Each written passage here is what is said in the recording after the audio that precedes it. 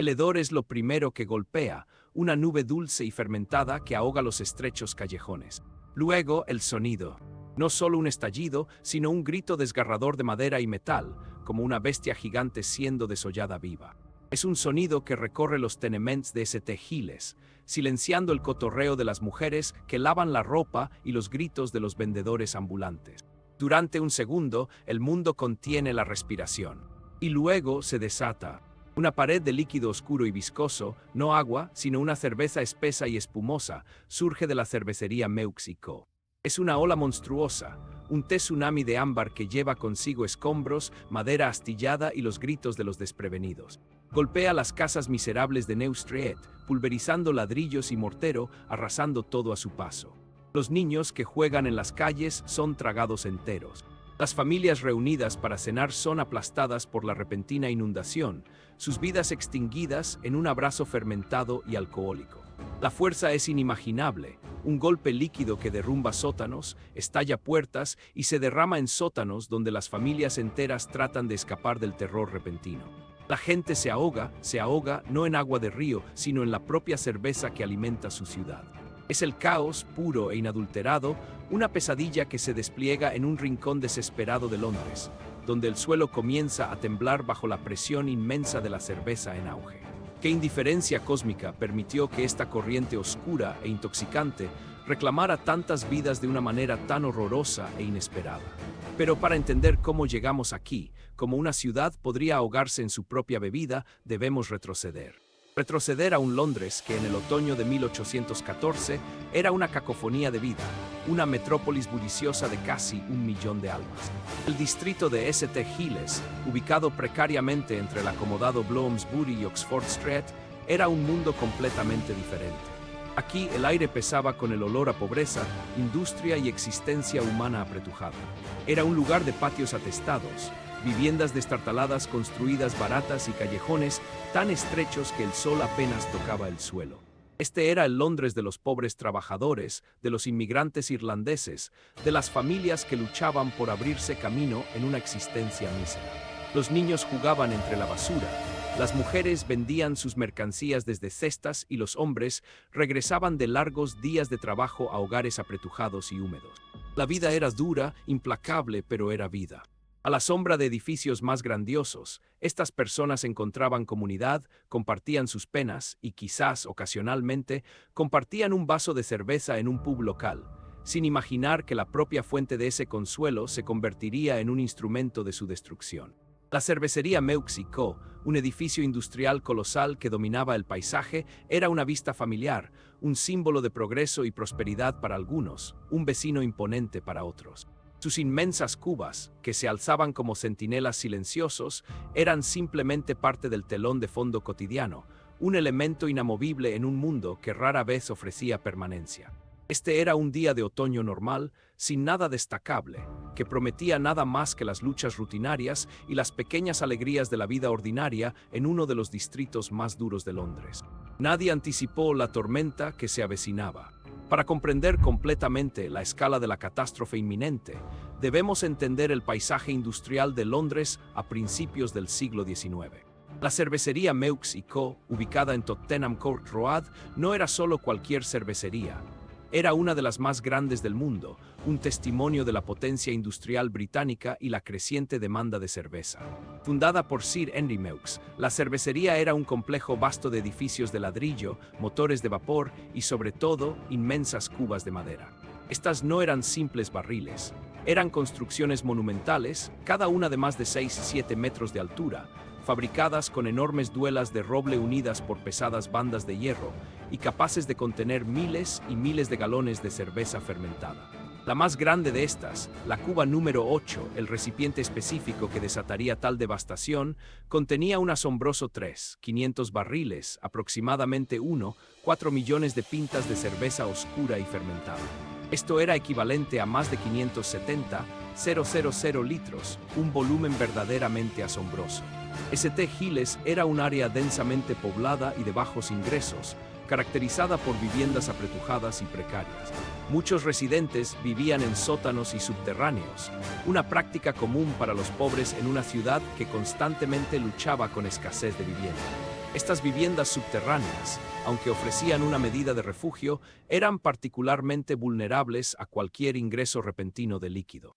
La cervecería, con sus inmensas cubas, se alzaba directamente junto a estas humildes casas, un titán industrial que se cernía sobre una comunidad de clase trabajadora. Era una metáfora visual impactante de las dinámicas de poder de la época. Una inmensa riqueza y una industria que literalmente se cernían sobre y presionaban las vidas de los más vulnerables.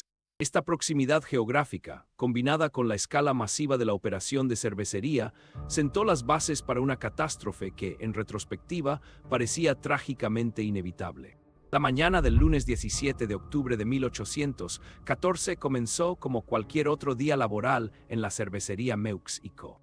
El aire, como siempre, vibraba con la industria silenciosa de una operación masiva, un zumbido rítmico que la mayoría de los trabajadores apenas registraban ya.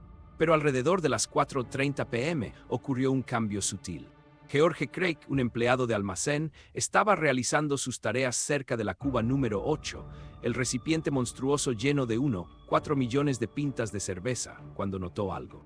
Una gran banda de hierro pesada, una de las muchas que rodeaban la cuba, se había desprendido y caído al suelo. Era un sonido clangoroso, agudo y distintivo, entre el rugido apagado de la cervecería. Crick, un empleado diligente, sabía que esto no era normal. Estas bandas eran críticas para contener la presión inmensa del líquido fermentado dentro de las duelas de madera. Informó el incidente a su supervisor, el señor Goode, quien, después de una inspección rápida, lo descartó. Tales ocurrencias no eran completamente inauditas.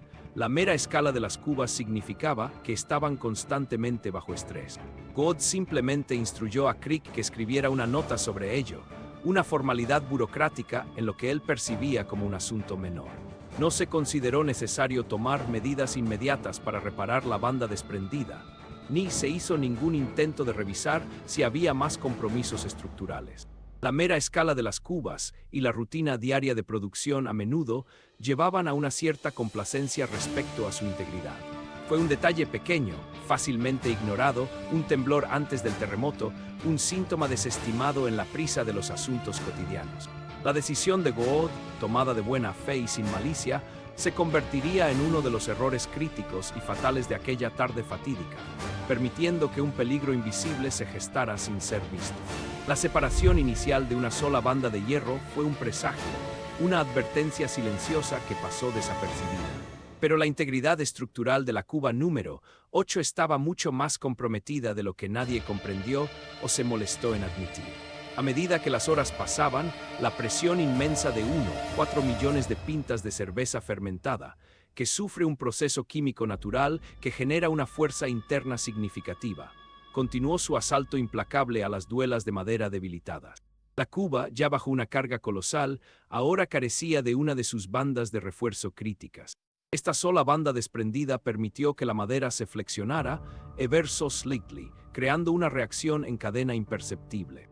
El movimiento transfirió estrés a otras partes de la estructura, causando que grietas microscópicas se ampliaran y se construyera tensión adicional en bandas adyacentes. La madera, saturada de cerveza, comenzó a gemir y a moverse de maneras que probablemente fueron enmascaradas por el ruido ambiental general del complejo industrial. Lo que debería haber desencadenado una inspección inmediata y completa, junto con un procedimiento de drenaje de emergencia, fue en su lugar recibido con un encogimiento de hombros. La nota burocrática, anotada y archivada, no ofreció ninguna solución inmediata, ninguna medida preventiva contra las fuerzas internas en aumento. La inercia de una operación industrial masiva, combinada con una mentalidad consciente del costo, significaba que detener la producción o realizar reparaciones costosas y disruptivas no era una opción para lo que se percibía como una falla menor. La gestión de la cervecería, cegada por la rutina y quizás un toque de orgullo respecto a la robustez de sus cubas preciadas, permitió que una bomba de tiempo siguiera su cuenta regresiva. Cada minuto que pasaba, cada nueva burbuja de CO2 que ascendía en la cerveza empujaba la cuba más cerca de su punto de falla catastrófica, convirtiendo una advertencia no escuchada en un descenso imparable hacia el desastre. La advertencia inicial sobre el aro desprendido y el posterior rechazo pusieron en marcha una secuencia de eventos irreversibles. Mientras George Crick había reportado la única banda caída, el estrés en la Batch No. 8 no estaba aislado. Desconocido para él, otros aros en el mismo recipiente colosal también estaban bajo una tensión extrema. Algunos comenzando a ceder, no con un colapso dramático, sino con movimientos sutiles y gemidos que no se distinguían del sinfonía diaria de una cervecería en funcionamiento. Los historiadores sugirieron más tarde que el peso del líquido, casi 200 toneladas, combinado con los gases de fermentación, había estado debilitando gradualmente toda la estructura durante algún tiempo. Pero el catalizador inmediato para el fracaso completo llegó poco después de la observación de Crick. Los registros indican que otro empleado, un tonelero llamado Thomas Peacock, quien era responsable del mantenimiento de las cubas, había notado un sonido de crujido distintivo proveniente de la Batch No. 8 más temprano en el día. Lo reportó al señor Goode, el mismo supervisor que rechazó la observación de Crick. La respuesta de Goode fue, nuevamente, restar importancia a la preocupación, aconsejando a Peacock que simplemente mantuviera un ojo en ella, sin ordenar ninguna inspección inmediata o acción preventiva. Esta segunda advertencia independiente, proveniente de un experto en construcción de barriles, llevaba un peso más pesado, una comprensión más especializada de los signos sutiles de fatiga estructural. El hecho de que dos advertencias distintas, una sobre un fracaso visible y otra sobre uno audible, fueran ambas recibidas con indiferencia casual, apunta a un problema sistémico más profundo dentro de los protocolos de seguridad de la cervecería. Las cubas gigantes de la cervecería, antaños símbolos de su éxito, estaban convirtiéndose lentamente, inexorablemente, en instrumentos de destrucción, su colapso inminente no visto por aquellos que tenían el poder de prevenirlo. Algo simplemente no suma sobre el desprecio constante por estas señales de peligro en aumento. Todo apuntaba a una simple negligencia, un aro desprendido, una cuba crujiente y supervisores que rechazaron las advertencias. La narrativa inmediata se solidificó alrededor de un accidente trágico nacido de la complacencia. Pero entonces, un detalle escalofriante emergió de las profundidades de la historia de la cervecería de Londres, uno que arroja una sombra mucho más oscura sobre los eventos de octubre de 1814. La cervecería Meux no era desconocida de fallas en las cubas. De hecho, apenas 4 años antes, en 1810, una cuba masiva en la misma cervecería había estallado. Este incidente anterior, aunque menos destructivo ya que se contenía en su mayoría dentro de las paredes de la cervecería y no resultó en muertes reportadas, debería haber servido como una advertencia clara e innegable. No fue un evento aislado, sin precedentes, sino un patrón. La administración de la cervecería, particularmente el propio Sir Henry Meux, tenía conocimiento de primera mano de los peligros inmensos que planteaban sus recipientes colosales. Habían visto las consecuencias de la falla estructural, incluso si en una escala menor y menos trágica. El incidente de 1810 debería haber mandatado una revisión completa de sus protocolos de construcción y mantenimiento de cubas, una reevaluación rigurosa de las medidas de seguridad. En su lugar, parece que fue tratado como un incidente desafortunado, pero en última instancia manejable. Esta revelación no sugiere solo negligencia, apunta a un riesgo calculado, un desprecio institucionalizado por la catástrofe potencial. La pregunta entonces deja de ser cómo podría haber sucedido esto y se convierte en cómo pudieron dejar que sucediera de nuevo. El precedente de 1810 transforma el desastre de 1814 de un simple accidente en algo mucho más problemático, un eco de un problema que claramente no había sido abordado. La complacencia no se trataba solo de un aro, se trataba de ignorar una falla fundamental que ya se había revelado con un silencio aterrador apenas unos años antes. La revelación de un estallido de Cuba anterior en 1810 hace que nos adentremos en la práctica industrial de la época. Lo que poca gente discute es la metodología de construcción específica de estas cubas monumentales y los riesgos inherentes asociados con ella. Estas cubas colosales se construyeron con cientos de duelas de roble individuales, cada una meticulosamente tallada y unida por aros de hierro forjado. Sin embargo, la calidad de la madera y la herrería no siempre fue consistente, y los estándares de inspección podían ser laxos. Crucialmente, el proceso de fermentación en sí, mientras producía el porter deseado, también generaba enormes cantidades de gas dióxido de carbono. Este gas, atrapado en el ambiente sellado de la cuba, ejercía una presión interna enorme, constantemente probando los límites del roble y el hierro. Con el tiempo, este estrés cíclico, combinado con la expansión y contracción sutiles de la madera, debido a las fluctuaciones de temperatura y la absorción de líquido, conduciría a lo que ahora entendemos como fatiga del material. Los esfuerzos repetidos debilitarían la madera, creando fracturas microscópicas, y harían que los aros de hierro se estiraran y se volvieran frágiles. El incidente de 1810, en lugar de ser una anomalía, probablemente fue un síntoma de este problema sistémico, una falla fundamental en las tolerancias de ingeniería de estructuras masivas construidas con los materiales y conocimientos de principios del siglo XIX. El volumen y el peso inmensos del Porter hacían que estas cubas fueran análogas a recipientes de presión premodernos, sin el beneficio de la ciencia metalúrgica moderna o el análisis estructural. La decisión de la cervecería de continuar utilizando diseños de cubas similares, o tal vez simplemente reparar en lugar de reemplazar recipientes comprometidos, habla de un cálculo económico que priorizó la producción y la eficiencia de costo sobre la reevaluación rigurosa de la seguridad.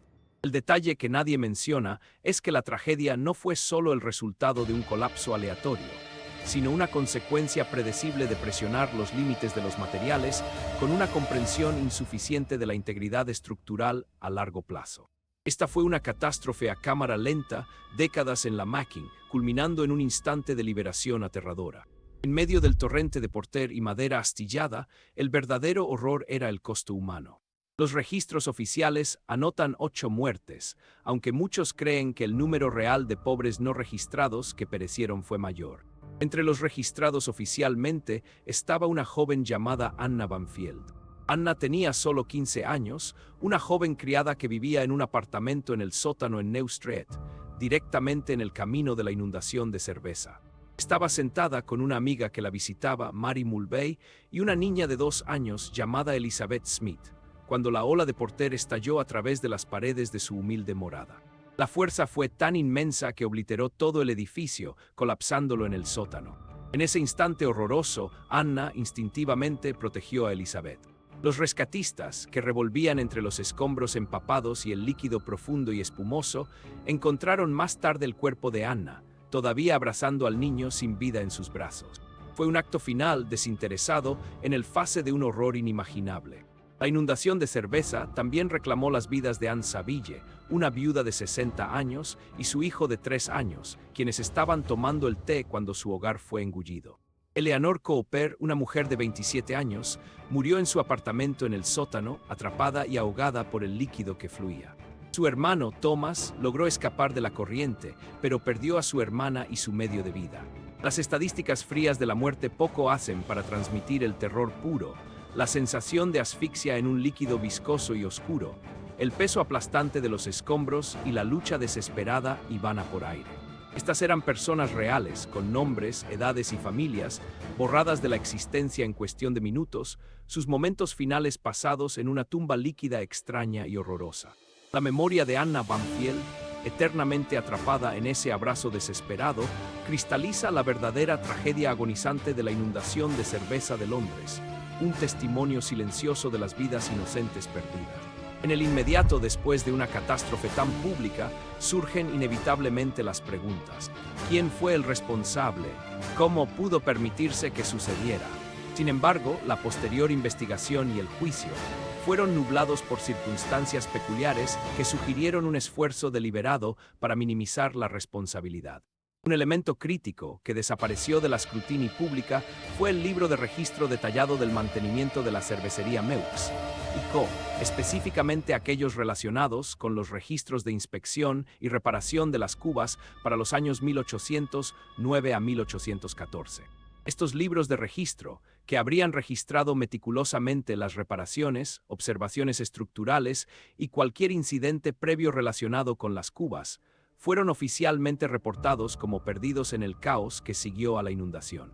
Esta desaparición conveniente eliminó una pista crucial que podría haber implicado directamente a la cervecería en negligencia persistente o en un mantenimiento estructural inadecuado. Además, varios empleados clave de la cervecería, incluyendo ciertos toneleros y capataces seniors que habrían tenido conocimiento directo del estado de las cubas y de cualquier advertencia previa, fueron notablemente ausentes de las primeras actuaciones de la investigación del forense. Sus testimonios, que podrían haber corroborado o contradicho las declaraciones de George Crick y Thomas Peacock, nunca fueron registrados oficialmente. Esta ausencia conspicua de documentación crítica y testimonio de testigos creó un vacío significativo en la narrativa oficial, haciendo excepcionalmente difícil probar la negligencia sistemática. El beneficiario de este silencio fue claro: la cervecería Meux y Co. que enfrentó no solo enormes pérdidas financieras por la destrucción de su stock, sino también la carga abrumadora de posibles reclamos de responsabilidad. La pérdida estratégica de estos registros permitió a la cervecería presentar una narrativa de accidente imprevisible en lugar de desastre prevenible, desplazando la carga de la prueba hacia las víctimas y sus familias. Un patrón que desafortunadamente se repite a lo largo de la historia cuando instituciones poderosas se enfrentan a una tragedia pública. El verdadero alcance de lo que se escondió en esos libros de registro perdidos y la naturaleza exacta de los testimonios que nunca se escucharon permanece como una brecha escalofriante en el registro histórico, un testimonio silencioso del poder de la influencia y el silencio calculado. A pesar de las ostensibles lagunas en la evidencia, se lanzó una investigación oficial. El forense de Middlesex, el señor Thomas Stirling, abrió una investigación sobre las muertes esa misma semana, convocando a un jurado para escuchar pruebas y determinar la causa de las muertes. La investigación, celebrada en las inmediaciones del desastre, comenzó un examen metódico, aunque en última instancia limitado, de la escena. Los investigadores examinaron minuciosamente los restos de la cervecería, examinando los restos astillados del tanque NO8 y el daño estructural infligido a los edificios circundantes. Su objetivo principal era determinar si se podía demostrar negligencia criminal. Tomaron testimonios de trabajadores de la cervecería que sobrevivieron, incluidos George Crick y Thomas Peacock, quienes relataron sus advertencias al señor Goode. También escucharon a residentes de Neustrelitz que describieron la repentina y horrorosa inundación. Un fragmento de evidencia que ganó una atención significativa fue el estado de las argollas de hierro restantes del tanque NO8. Varias de estas se encontraron estiradas y deformadas, lo que indica una enorme presión con el tiempo en lugar de una ruptura súbita e inexplicable. Los investigadores también notaron los cimientos inadecuados y la pobre construcción de las viviendas en Neustrelitz, que contribuyeron significativamente al colapso rápido de las casas una vez golpeadas por la ola de cerveza. La pista que siguieron se centró principalmente en los acontecimientos inmediatos que llevaron al estallido: la secuencia de una argolla desprendida, el subsiguiente crujido y la percepción de inacción de la gerencia. Mientras que la investigación reveló la cadena de eventos que culminó en el desastre, la falta de registros de mantenimiento a largo plazo limitó su capacidad para comprender completamente los fallos sistémicos que habían permitido que el tanque se deteriorara hasta un estado tan peligroso. La investigación fue exhaustiva dentro de su alcance inmediato, pero en última instancia se vio limitada por el contexto más amplio que faltaba, lo que llevó a una conclusión oficial que planteó más preguntas de las que respondió, a pesar de los esfuerzos diligentes del señor Stirling. Después de la investigación, la explicación oficial para la inundación de cerveza de Londres, como la pronunció el jurado del forense Thomas Stirling, fue que el desastre fue un acto de Dios. Este anuncio efectivamente eximió a la cervecería Meux y Co. de toda responsabilidad por las muertes y la destrucción. El jurado concluyó que la ruptura del tanque fue un evento impredecible, más allá del control humano, y por lo tanto, nadie podía ser considerado criminalmente responsable. Esta explicación oficial, aunque legalmente conveniente, no se sostiene bajo un escrutinio básico de los hechos presentados durante la investigación misma. El testimonio contradictorio de George Crick y Thomas Peacock, ambos de los cuales informaron signos claros de estrés estructural a su supervisor, el señor Goode, contradice directamente la idea de un evento impredecible. Una argolla de hierro suelta y un tanque que cruje son indicadores claros de falla mecánica y colapso inminente. El hecho de que estas advertencias fueran desestimadas y no se tomaran medidas preventivas demuestra una falta de juicio humano y una falla de seguridad operativa, no una intervención divina. Además, el conocimiento de la ruptura del tanque en 1810 en la misma cervecería, un hecho histórico que no se destacó explícitamente en el veredicto final del jurado, socava por completo la afirmación de impredecibilidad. ¿Cómo puede un desastre similar, ocurrido en el mismo lugar, considerarse un acto de Dios cuando un incidente anterior, aunque menor, ya había ofrecido un precedente inquietante? La explicación del acto de Dios sirvió menos como una declaración de verdad y más como un escudo legal, una forma conveniente para que una poderosa entidad comercial evitara la responsabilidad por un desastre que, por todos los cuentos, era completamente prevenible. Fue un veredicto que priorizó el bienestar financiero de la cervecería sobre la justicia para los fallecidos, un ejemplo claro de los sesgos institucionales de la época, donde el poder industrial a menudo superaba la vida humana.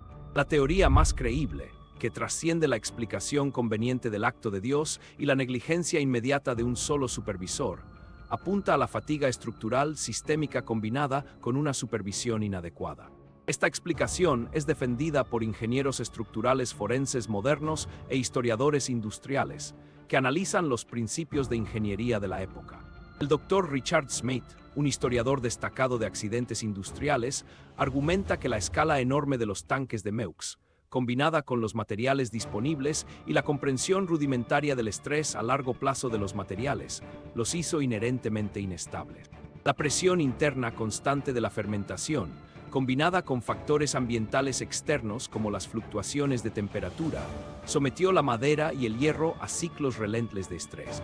Con el tiempo, estos materiales habrían sufrido daños acumulativos, lo que llevó a una falla por fatiga.